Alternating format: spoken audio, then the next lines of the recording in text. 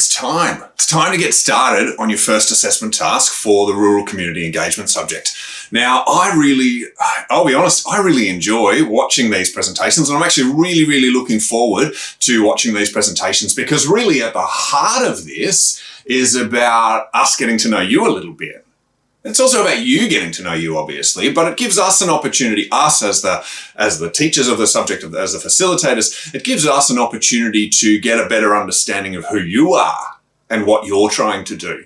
Now, I just wanted to create this quick video to give you a bit of a richer understanding about how I would go about doing this particular assessment task. And for this one, I am actually going to create my own video, so you'll get to see that in a minute.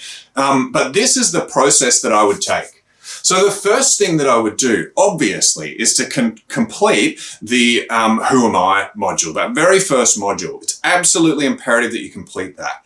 Now, within that, you're actually going to do two kind of major surveys. And one is a personality survey that will give you some scores about your personality. The other is the Virtue in Action, so the VIA character strengths. Now, both of these measures are ways of understanding who you are and what you bring to the table in terms of this subject. So you need to do that first. Write down what your personality characteristics are. Now, the scores are interesting, it's useful, but really what you're looking for is what are you high in and what are you low in. So just make a note of what you're high in those big five personality characteristics and what you might be low in those big five characteristics. Now, when it comes to the VIA character strengths, similar kind of deal, but basically what you're going to do is grab the top five. So the VIA character strengths will identify your top five strengths, and that's what's important. Your bottom, that's not important in the character strengths, just the top five. So you've noted down that gives us a bit of a picture of who you are. Now make sure that you can explain, and I would write this down, explain what each of those things are. Okay, so what each of the big five are, particularly the ones that you've noted that you're high or low in, and what those character strengths are. And you'll be able to find all of those resources through the module. So know what you're strong in, or what your highest character strengths, your big five traits are, but then make sure you understand what those traits actually mean. Now, once you've done that, you've actually done a fair chunk of the work. Okay, so that's who you are. Now, what we need you to do is have an understanding of what's required in the subject. Now, in order to do that, you need to explore the LMS. And one of the best ways to understand this subject is to really dig into the assessment. Now, we've created videos that will provide you a better understanding of what each of these assessment tasks are. There's the assessment guideline, there's the rubric. All of those things will help you to understand what this subject is about, because really this subject is driven by those assessment tasks. Now, go through and have an understanding of both the assessment task, but also have a think about what this process is about engaging with the community.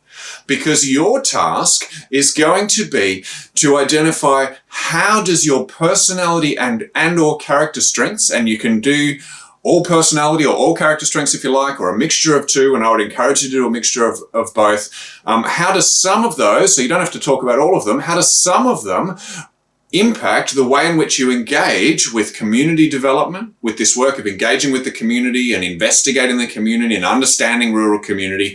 And also the second part, well, the first part is how is that going to impact the way in which you engage with the assessment tasks? Now, those tasks might be individual, but they also involve a group component. So it might be about the way that you engage with the group. It might be about the way that you engage with work that's difficult. It might be about all sorts of different things.